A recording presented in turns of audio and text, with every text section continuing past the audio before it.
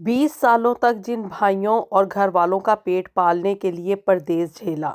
अपने बीवी और बच्चों से दूर रहा, अपनी हर खुशी और हर सुकून को इनके आराम के लिए और इनकी ज़रूरियात पूरी करने के लिए कुर्बान कर दिया। उन्हीं भाइयों ने मेरी पीठ में ऐसा छुरा घोंपा कि एतबार नाम के लफ्ज़ पे से मेरा यकीन ही उठ गया। ये अल्फाज हैं 20 साल लंदन में अपनी ज़िंदगी गुजारने वाले सलीम के,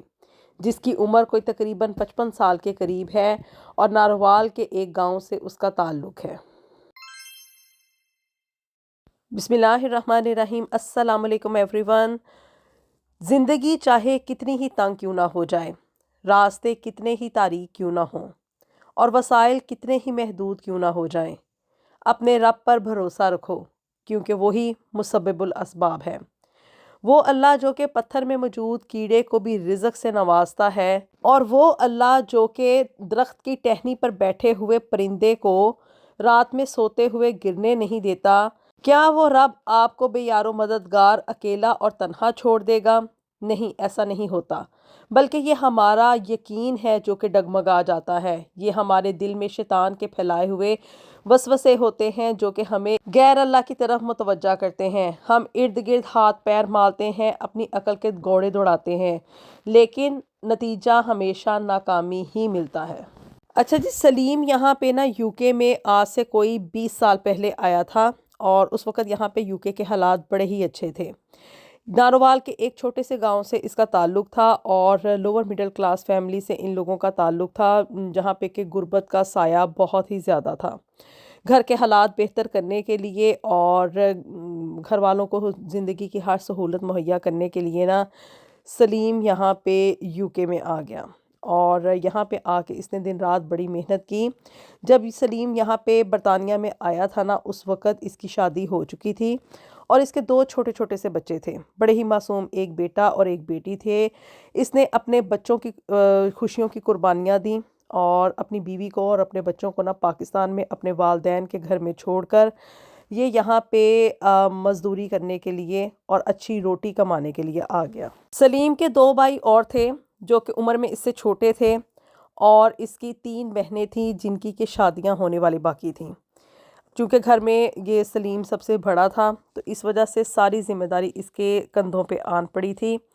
और ये सारी ज़िम्मेदारियाँ खुश असलूबी से पूरी करने के लिए ज़ाहिर सी बात है इंसान को ज़िंदगी में पैसा चाहिए होता है। अब इसके किसी दोस्त के ज़रिए से ना इसको पता चला कि भी इस तरह से करके ना बरतानिया के वीज़े लगते हैं। अब चूँकि सलीम इतना ज़्यादा पढ़ा लिखा नहीं था, तो इसलिए इसका वीज़ा ना लग सका, लेकिन दिल में एक ख्वाहिश थी कि भी मैंने बरतानिया जाना है, मैंने ढेर सारा पैसा कमाना है। और आज से 20 साल पहले तो ये गैर कानूनी तरीके से जो डंकी लगा के आते थे ना, उसका तरीका बड़ा ही आसान था।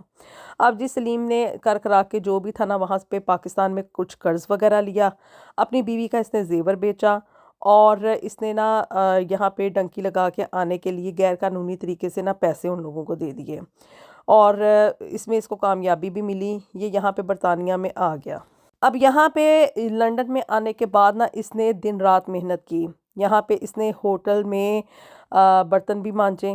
और क्लीनिंग की भी शिफ्ट्स लगाईं, और हर वो काम किया जो कि मतलब इंसान पैसा कमाने के लिए लोअर लेवल पे जाकर कर सकता है। चूँकि पढ़ा लिखा नहीं था, और दूसरा ये कि भी इसके पास यहाँ पे रहने का कोई लीगल स्टेटस नहीं था, इस वजह से इसने किसी भी काम को करने में कोई आर महसूस नहीं किया। अंदर से मकसद सिर्फ़ और सिर्फ ये था कि भी मैंने पाउंड्स कमाने हैं, मैंने ज़्यादा से ज़्यादा पैसा कमाना है और अपने घर वालों के हालात बेहतर करने हैं। और जी सलीम इसमें कामयाब भी हो गया। दिन रात अनथक मेहनत करने के बाद, डबल डबल शिफ्ट्स लगाने के बाद, और इतनी डिटर्मिनेशन से काम करने के बाद ना इसने अपनी बहनों की शादियां भी कर दी, और अपने घर वालों को ये पीछे पैसे भी भेजा करता था।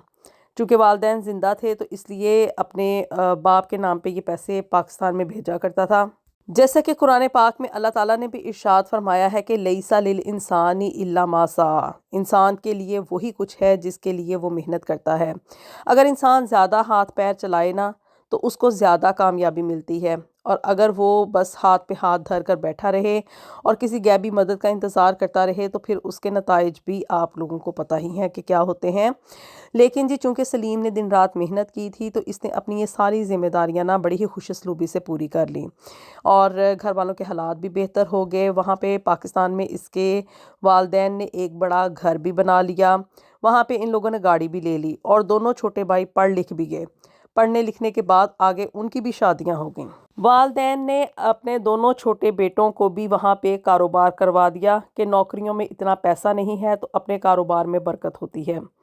اب چونکہ گھر کے حالات بڑے بہتر ہو چکے تھے اور دولت کی وہاں پہ ریل پیل شروع ہو گئی تھی،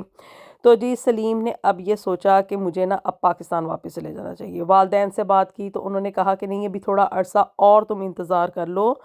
کہ حالات تو اللہ کا شکر ہے بہت بہتر ہو چکے ہیں، لیکن ابھی تم تھوڑی اور محنت کر لو، آگے تمہارے بچوں کا بھی مستقبل جو ہے نا وہ محفوظ ہو جائے، تو اس کے بعد تم پاکستان واپس آ جانا۔ ایسے ہی کرتے کرتے نا اس کے والدین، ان کی صحت خراب ہو گئی، پہلے اس کے باپ کی اور پھر اس کے بعد اس کی ماں کی وفات ہو گئی، اور والدین کی وفات کے بعد اس نے جو پیسے تھے نا وہ اپنے بھائیوں کے نام پہ پاکستان بھیجنے شروع کر دیے۔ یہاں پہ برطانیہ میں رہتے ہوئے یہ اپنے پاس پیسے صرف اپنی ضرورت کے مطابق رکھتا تھا، جس میں کہ گھر کا کرایہ وغیرہ اور کھانے پینے کا تھوڑا بہت خرچہ ہوتا تھا۔ یہاں پہ رہتے ہوئے نہ تو یہ کوئی شاپنگ وغیرہ کیا کرتا تھا اور نہ ہی اس کا کوئی بہت لیوش قسم کا لائف سٹائل تھا، چونکہ محنت مزدوری کرتا تھا بیچارہ، اتنا پڑھا لکھا تو تھا نہیں۔ اب جی والدین کی وفات کے بعد نا سلیم نے اپنے بھائیوں کو پیسے تو وہ بھیج رہا تھا بالکل اسی روٹین میں جیسے کہ والدین کی زندگی میں یہ بھیجا کرتا تھا، لیکن اب اس کو تھوڑا سا نا مطلب اپنے مستقبل کے بارے میں بھی سوچنا تھا۔ تو جی اس نے کہا اپنے بھائیوں سے کہ میں ساری زندگی یہاں پہ پیسے بھیجتا رہا ہوں، یہ گھر بھی جو ہے وہ میرے بھیجے ہوئے پیسوں سے بنا ہے، یہ گاڑی، یہ کاروبار، تم لوگوں کا جتنا بھی وہاں پہ سیٹ اپ ہے نا وہ سب کچھ میں نے ہی بنایا ہے، تو یہ بہتر ہوگا کہ تم لوگ یہ گھر جو ہے نا وہ اب میری بیوی کے نام پہ ٹرانسفر کر دو، تاکہ مجھے اس چیز کی تسلی ہو جائے کہ میں نے جتنے بھی یہاں پہ رہتے ہوئے محنت کی ہے نا وہ اب محفوظ ہو چکی ہے۔ اب بات تو بڑی لاجیکل سی تھی، اس کے بھائیوں کو خود چاہیے تھا کہ بھی وہ سب کچھ جو تھا وہ اس کی بیوی اور بچوں کو مہیا کرتے، لیکن جی اب جب یہ بات بھائیوں کی بیویوں کو آگے پتہ چلی نا تو انہوں نے آسمان سر پہ اٹھا لیا، اور ان لوگوں نے تو رشتہ یہ دیکھ کے کیا تھا کہ بھی اچھا خاصا بڑا گھر ہے، اپنا کاروبار ہے، گاڑیاں ہیں، اور جی دولت کی ریل پیل ہے۔ اب جب بیویوں کے اوپر یہ انکشاف ہوا کہ یہ سب کچھ تو ان کے بھائی سلیم کا بنایا ہوا ہے اور ہمارا اس جائیداد میں کوئی حصہ نہیں ہے، تو اس وقت ہوئی جی یہاں پہ اصل فساد کی جڑ شروع۔ اور جو بھائیوں کی بیویاں تھیں انہوں نے کہا کہ یہ تو ہو ہی نہیں سکتا ہے کہ بھی ہم لوگ اس گھر کو جو ہے وہ آمنہ کے نام پہ ٹرانسفر کر دیں، کہ وہ گھر کی اور گاڑی کی مالکن بن کر بیٹھ جائے اور ہم لوگوں کے اوپر حکم چلائے۔ اب جی ان لوگوں نے نا، اس کے بھائیوں نے اور بیویوں نے مل کر ایک سازش رچی۔ شروع میں تو سلیم کی اس ڈیمانڈ کے اوپر نا بھائیوں نے کہہ دیا کہ ہاں ٹھیک ہے، ہم لوگ سب کچھ جو ہے نا وہ بھابھی کے نام پہ ٹرانسفر کر دیں گے، لیکن اندر ہی اندر جو تھا نا یہ پلاننگ چل رہی تھی، اور کچھ ہی مہینوں کے بعد نا سلیم کے بھائیوں نے اس کو برطانیہ میں فون کر کے یہ بتایا کہ جی ان کی بھابھی آمنہ کی اچانک سے ڈیتھ ہو گئی ہے، اس کو ہارٹ اٹیک ہوا،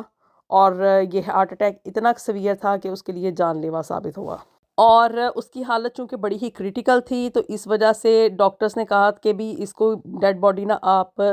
اس کو سیف نہیں کر سکتے، اس لیے ہمیں اس کی تدفین بھی جو تھی نا وہ اچانک سے جلدی میں کرنی پڑی۔ سلیم کو ان لوگوں نے یہ بتایا کہ تمہیں ہم نے اس لیے نہیں اطلاع دی کہ تم بڑے پریشان ہوگے، چونکہ تمہیں اپنی بیوی سے بڑی محبت تھی، اور اس طرح کی اچانک جو سڈن ڈیتھ ہوتی ہے نا وہ انسان کے لیے ایبزارب کرنا مشکل ہوتا ہے۔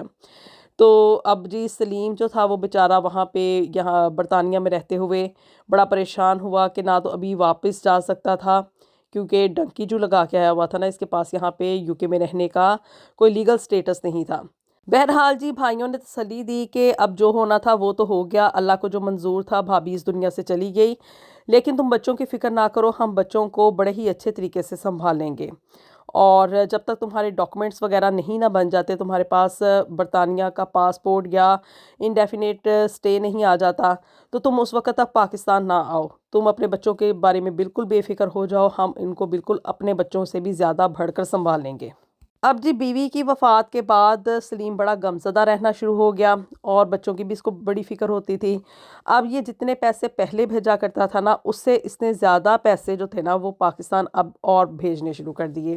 کہ میرے بچوں کو کسی بھی قسم کی کوئی تکلیف نہ آئے۔ باپ تو پہلے ہی ان کے پاس نہیں ہے، تو اب یہ نہ ہو کہ بھی ماں کا سایہ بھی چھن جانے کے بعد میرے بچے وہاں پہ یتیمی کی زندگی گزاریں۔ بہت ڈھیر سارے یہ پیسے بھیجا کرتا تھا کہ بھی میرے بچوں کے منہ سے نکلنے والی ہر بات جو ہے نا وہ میرے بھائی اس کو پورا کریں۔ اب جی یہ جو گھر ٹرانسفر کرنے والی بات تھی یا اس کی بیوی کے نام پہ جانے والی بات تھی، وہ تو وہیں کی وہیں ختم ہو گئی۔ بچے چونکہ ابھی چھوٹے تھے تو اس کی وجہ سے سلیم کچھ نہ کہہ سکا کہ اس کو میرے بچوں کے نام کر دیا جائے۔ اب الٹا کیا تھا کہ بھی اب سلیم کے بھائیوں کے اور وارے نیارے ہو گئے، چونکہ بچوں کی دیکھ بھال کے لیے اب وہ ان کو ایکسٹرا پیسے بھی بھیجا کرتا تھا۔ پاکستان میں اس کے جو بھائی تھے ان کا اب لائف سٹائل اور بھی زیادہ لیوش ہو چکا تھا، چونکہ اپنا بھی کاروبار کر رہے تھے، یہاں سے سلیم بھی ایکسٹرا پیسے بھیجا کرتا تھا، اور ان کی بیویاں جو تھیں نا وہ بڑی ہی لگژری قسم کی، یعنی کہ عیش و عشرت والی زندگی گزارنا شروع ہو گئے۔ پھر جی خدا کی طرف سے کرنی ایسی ہوئی کہ لانگ سٹے کی بنیاد کے اوپر نا یہاں پہ برطانیہ میں ایک ایسی اسکیم شروع ہوئی کہ جس میں جو لوگ اللیگل آئے ہوئے تھے نا وہ اپنا یہاں کا سٹیٹس اپلائی کر سکتے تھے۔ اسی کی کیٹیگری میں نا سلیم بھی آ گیا، اور اس نے چونکہ یہاں پہ برطانیہ میں کافی عرصہ کام کیا تھا تو اس وجہ سے اس کو یہاں کا نا ILR مل گیا، اور جیسے ہی اس کی انڈیفینیٹ لیو ہوئی تو اس نے پلان کیا کہ اب میں نہ جا کے پاکستان اپنے بچوں کو مل کر آؤں، کہ ایک اتنا لمبا عرصہ ہو گیا ہے یہاں پہ محنت کرتے کرتے بھی میں تھک چکا ہوں، اور یہ کہ بھی میرے بچے جو ہیں وہ اپنی ماں کے بغیر نہ جانے کس طرح سے اپنی زندگی گزار رہے ہوں گے۔ بہرحال جی سلیم نے بغیر بتائے نہ اپنے بھائیوں کو اور پیچھے گھر والوں کو ایک سرپرائز وزٹ دیا پاکستان کا، اور یہ جب ناروال میں اپنے گھر پہنچا نا تو اچانک سے جب اس نے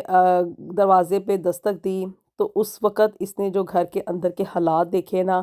اس کی وجہ سے سلیم کے پیروں تلے سے زمین نکل گئی۔ اب جیسے ہی سلیم دروازے کے اندر داخل ہوا نا تو اس نے دیکھا کہ بھی گھر کے ایک کونے میں نا اس کی بیوی آمنہ گھر کے برتن دھو رہی تھی، انتہائی شدید سردی میں ٹھنڈے پانی کے ساتھ، اور اس کے بچے جو تھے وہ اپنی ماں کی ساتھ مدد کر رہے تھے برتن دھلوانے میں، اور کپڑے جو تھے ان کو اس کی بیٹی جو تھی وہ تار کے اوپر سوکھنے کے لیے پھیلا رہی تھی۔ اب یہ سارا منظر دیکھ کے نا سلیم ہکا بکا رہ گیا کہ آمنہ جو تھی وہ تو مر چکی تھی، اور انہوں نے کہا تھا کہ بھی میرے بچے جو ہیں یہ ان کو بڑی ہی اچھے طریقے سے ان کی دیکھ بھال کر رہے ہیں، جبکہ گھر کے اندر داخل ہوتے ساتھ ہی اس نے دیکھا کہ آمنہ برتن دھو رہی ہے ٹھنڈ میں ٹھنڈے پانی کے ساتھ، اور اس کے بچے جو ہیں وہ اپنی ماں کی مدد کر رہے ہیں گھر کے کام کروانے میں۔ اب جی وہاں پہ دیکھ کے نا سلیم اپنی بیوی کو زندہ اور بچوں کے اس حالت میں زارو قطار رونے لگا، اور مزید جب گھر کے اندر داخل ہوا تو دیکھا کہ اندر تو کہکہوں کی آوازیں چل رہی ہیں، جبکہ اس کے بھائی اور ان کی بیویاں ٹیبل کے اوپر بیٹھے ہوئے ہنسی مذاق کر رہے ہیں اور ساتھ بڑا ہی اچھا قسم کا کھانا بھی کھا رہے ہیں۔ اب یہ سب کچھ دیکھ کے نا منظر اپنی آنکھوں سے سلیم کو سب کچھ سمجھ آ رہا تھا، بجائے اس کے کہ وہ آمنہ سے یا اپنے بچوں سے مزید کچھ پوچھتا یا اپنے بھائیوں سے مزید کوئی تحقیقات کرتا، اس کو سارا سینیریو سمجھ آ رہا تھا کہ اس کی بیوی کی وفات کا جھوٹا ڈرامہ رچایا گیا، صرف اور صرف اس چیز کو دبانے کے لیے کہ یہ گھر اور گاڑی جو ہے وہ اس کے بھائیوں کے نام پہ ہی رہے۔ سلیم سے حقیقت چھپائی گئی، اس کے ساتھ غلط بیانی کی گئی، اور الٹا اس کے پیسوں کو ان لوگوں نے اپنے عیش اور آرام کے لیے استعمال کیا۔ اب سلیم کے بھائی تو بالکل بھی اس چیز کو ایکسپیکٹ نہیں کر رہے تھے، ان کو امید ہی نہیں تھی کہ ان کا بھائی کبھی دوبارہ واپس آ جائے گا، اور اس طرح سے اچانک آ کے اپنے بیوی بچوں کو اس طرح کام کرتے ہوئے نوکرانیوں کی طرح دیکھے گا، جبکہ یہ لوگ جو ہیں وہ عیش و عشرت کی زندگی گزار رہے ہوں گے، اور اس طرح کے اچھے اچھے کھانے جو ہے نا وہ اندر گرم کمرے میں بیٹھ کے کھا رہے ہوں گے۔ اب یہ سب کچھ دیکھنے کے بعد نا بھائیوں نے سلیم سے کہا کہ تم اندر آؤ، ہم تمہیں سب کچھ بتاتے ہیں کہ اصل میں ہوا کیا تھا۔ لیکن اب سلیم چونکہ ساری سچائی خود بخود جان چکا تھا، اس نے وہیں سے اپنے بیوی اور بچوں کو اپنے ساتھ لیا اور وہیں پہ اس نے ایک کرائے کا گھر لیا اور وہاں پہ اپنے بیوی اور بچوں کو لے کے یہ چلا گیا، اور اپنے بھائیوں کو یہ جاتے ہوئے یہ کہہ کر گیا کہ تم لوگوں سے اب جو بھی بات ہوگی نا وہ عدالت کے ذریعے سے ہوگی۔ ایک مہینہ وہاں پہ پاکستان میں نا سلیم اپنے بیوی بچوں کے ساتھ علیحدہ سے گھر میں رہا،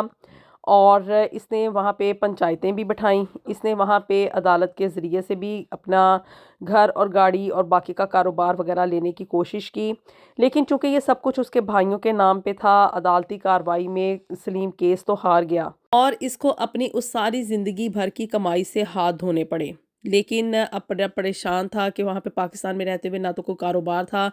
اور نہ ہی کوئی رہنے کے لیے گھر تھا۔ پھر جی اس نے سلیم نے نا اپنی بیوی اور بچوں کے ویزے لگوائے اور یہ اپنی فیملی کو لے کے یہاں پہ برطانیہ میں آ گیا، لیکن سٹل دل میں وسوسے چل رہے تھے کہ وہاں پہ رہتے ہوئے پورے کے پورے خاندان کو کس طرح سے سنبھالوں گا۔ بہرحال جی اللہ کے اوپر اس نے بھروسہ کیا اور یہاں پہ اپنے بیوی بچوں کو لے کر یہ آ گیا کہ اب ان کو میں وہاں پہ کسی بھی صورت میں نہیں چھوڑوں گا۔ اگرچہ کہ پردیس میں زندگی اب آسان نہیں تھی، مگر اس بار سلیم اکیلا نہیں تھا، اس کی بیوی اس کے ساتھ تھی اور بچے اس کے پاس تھے۔ گھر ان لوگوں نے چھوٹا لے لیا تھا، مگر اس گھر میں اب ان کے پاس سکون تھا، اور سلیم نے زندگی میں یہ سیکھ لیا تھا